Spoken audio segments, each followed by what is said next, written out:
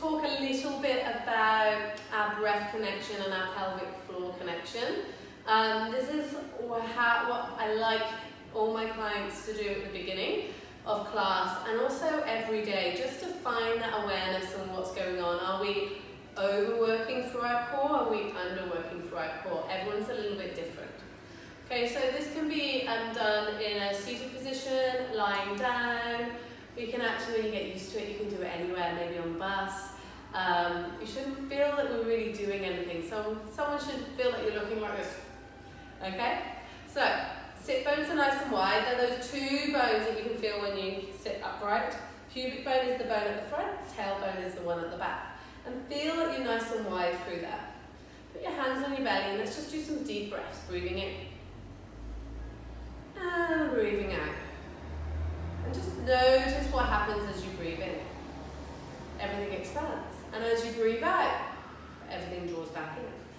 So on your next time you breathe out, feel the sides of your waist gently knit together, like they're slowly, energetically drawing together. Like 20% max. Inhale to release. And exhale as you gently draw in. Now what do you feel happens into your pelvic floor? So your pelvic floor is that piece of tissues between all those bones in your pelvis. So as you breathe in, feel like everything expands. It might feel like it sinks deeper into the floor. And then exhale. I want you to feel there's a gentle lift up. It's a little zip. Inhale. And as you narrow the waist, you feel the lift up. Now I want you to imagine that lift is like an elevator. And as you exhale, you're going to lift up slowly through the floors of a 10-story building to level 3 only. Inhale to come back down to the ground floor. Exhale to draw up to level 3. Good. So continue with this imagery.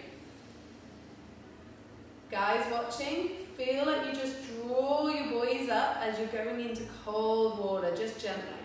Inhale, find that release. And now we're going to play around and go just to the first floor, hold. Then to the second floor, hold. Then to the third floor. Remember, there's 10 floors, so we're not at the top.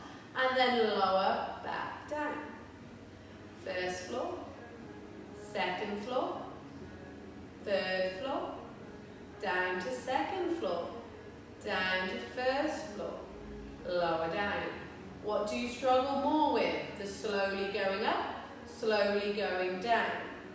See, play around with it. How well can you release? A lot of the time we're like this and we don't like releasing. So playing around with that lift, that zipping up feeling.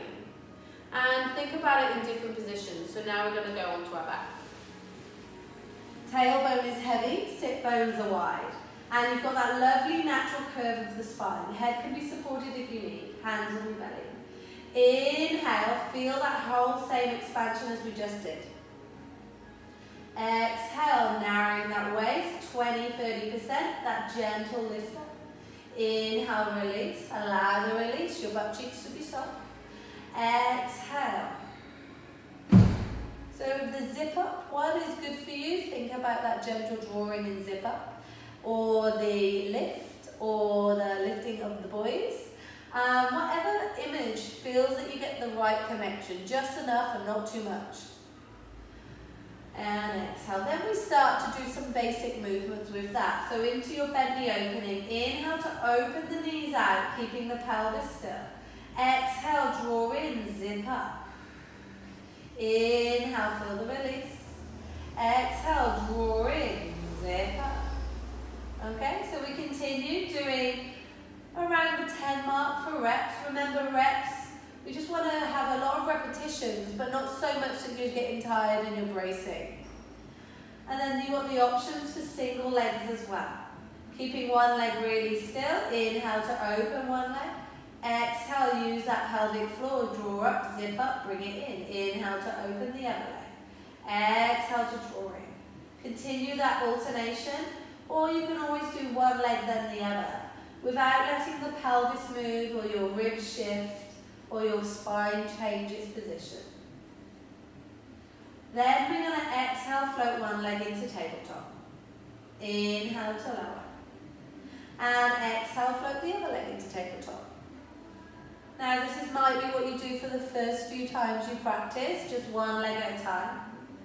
And I forgot to say, if you have the Franklin balls, you can also place them underneath your pelvis, okay?